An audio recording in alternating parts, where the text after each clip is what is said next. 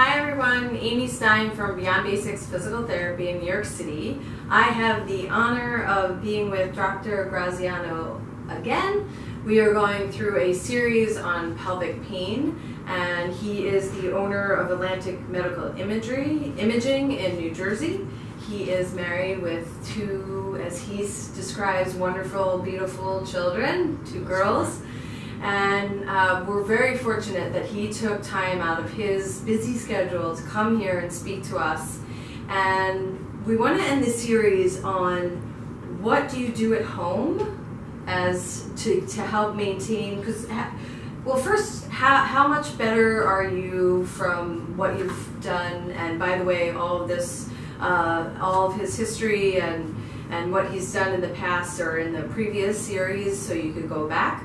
But today we want to talk about how you are today and also what else at home you were doing to get you to this point. Okay, so I'm about 99% better, close to 100. When I first met with Dr. Pintari, he told me that, you know, you'd see a stepwise progression, but every now and then you'd have a flare-up and you get better, and then another flare-up and you get better. So it's one of those things, you know over time you're going to get better. At times you're going to have setbacks.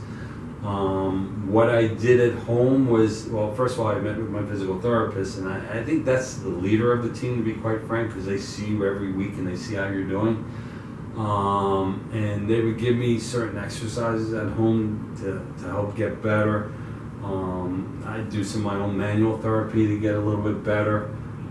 Also, again, under the direction of the physical therapist. I would never do anything on my own. I was basically instructed what to do, you know, in between the time when I would see my physical therapist. As far as flare-ups go, it's even like when you have back pain. Every now and then, I don't fortunately have back pain, but I've been told every now and then you throw out your back, it's worse. But knowing that you're going to get better is the key to anything. I mean, the hardest part about any pain, pelvic pain, back pain, is thinking, I'm not going to get better. But once you have gotten better, you know you can go back to the place again. It's just how to get there. Whether it's going back to your physical therapist, which some people do. I didn't have to, fortunately. It's just, I was pretty much better all along, and then the pain was much, much better than it was early on. So if I had a flare-up, it still wasn't that bad. And just knowing I get better, and I would just do maybe some different stretches or do things that I knew, or even sitting differently on a seat sometimes. I would just make sure that I was more relaxed. So you listen to your body after a while. And I knew what would make me feel better. And the most important thing in my mind is I knew that I was going to get better. Mm-hmm. And that's the key. If you know you're going to get better, you just deal with it and do the things that make you feel better. Yeah. I would say that's great advice. I do agree, and I like what Dr. Pintari said about the kind of roller coaster ride. I tell my patients it's gonna be like this, but you want it to be a gradual slope up. So even if it is waves, it's a gradual slope up. And even PT, we've had patients say that, like, oh, I flared a little bit from the PT. What do? We go back, we look at what we did, we talk about what we did. Okay, let's ease up on that manual technique, or let's try something new. Exercise, we've had patients say, you know, I tried the elliptical, or I tried the bike, and it's not working. So then we don't stop. We just, okay, should we just do 15 minutes of the bike and a treadmill? Or should we stop the bike altogether? Let's try the elliptical. Let's just walk outside.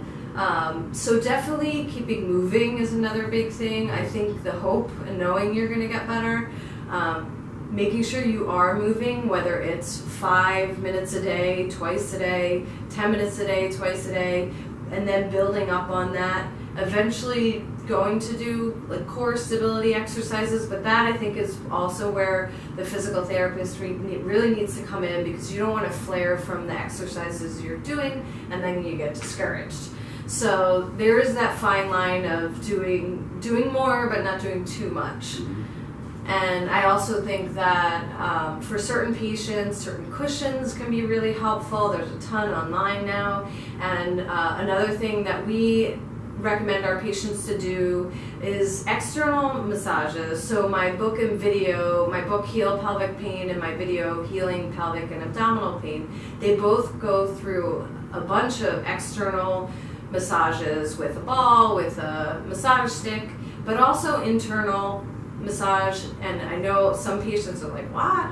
But it's not as bad as you think. As long as the physical therapist is guiding you through step by step. I'm very specific with my patients on what to do at home with regard to any internal work, because you don't want to flare. And that's the last thing we want too. We don't want you to get discouraged either, but I've seen it really help patients. And so what we'll do in the office is we will do all of these things together, and then you go home and you practice a couple days, you come back, we add more to the program.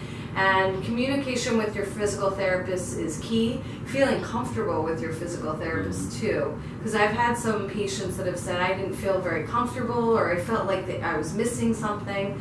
So keep exploring. If you felt like you've been down that road, keep trying. There's certain websites. The International Pelvic Pain Society has a website, pelvicpain.org. The American Physical Therapy Association section of Women's Health has a bunch of physical therapists on the site that you can look for, as well as Herman and Wallace has physical therapists that you can look for. I want to go back to the International Pelvic Pain Society. They have physicians as well as physical therapists, mental health care providers that you could look for in your area. So please feel free, look at those, look at our website for more information, Beyond Basics Physical Therapy, and our social media at beyondbasicspt. And if you want more information and didn't hear the previous series, go back to the previous series that we've had with Dr. Graziano. It's been a wonderful experience. And if you could say one last thing to our listeners, what would you say? I would say there is hope. That's the most critical thing. Whenever you get ill with anything, as long as you know there's something out there and there's hope that you're going to get better, that's the key to anything. And there is hope. There are people out there that can help you if you seek that treatment. You have to go out and get the right treatment, and then you'll feel better over time. I know I did, and anybody else, I would recommend the same thing. Know your body and then go out and see the right people that will help you. Great. So thank you again for being here. Thank you. Beyond Basics Physical Therapy and the International Pelvic Pain Society, we really appreciate your support. The fact that you are being vocal and letting the community, letting our male and female patients know that there is hope and healing out there for all different types of pelvic pain conditions. Thank you. Thank you very much. Thank you.